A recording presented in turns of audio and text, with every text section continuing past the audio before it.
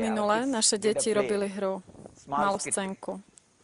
Ako dokázali uspokojiť malé deti, je najťažšia robota.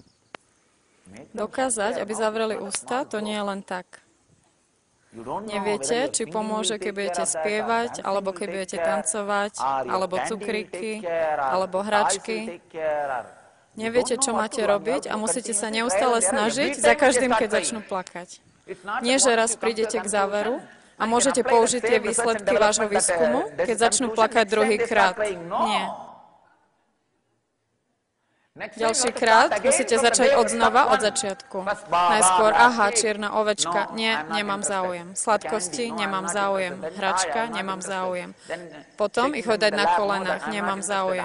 Objímať, nemám záujem. Stiskať, nemám záujem. Nič. Zrazu niečo klikne, o čom ani neviete. Ale nemôžete sa tešiť, našiel som riešenie pre moje dieťa. Nie, lebo o pol hodinu zmení trend.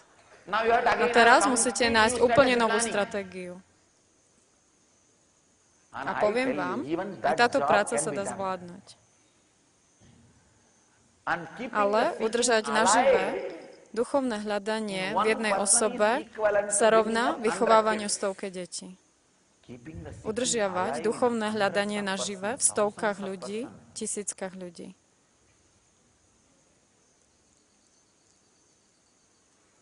Preto každý deň, od rána do večera, musím rozprávať nejaký príbeh, nejakú pieseň, musím spievať, tancovať, natriasať sa, hýbať sa, objímať. Ó Bože. A čo ja viem, čo ešte.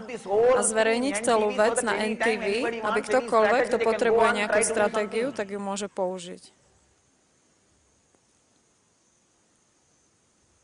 Niekedy, keď sedíte v tichosti, tak prestanú plakať. Aj to som skúsil.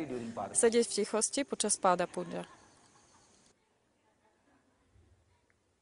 Toľko drámy, len preto, aby som udržal ich duchovné hľadanie naživo.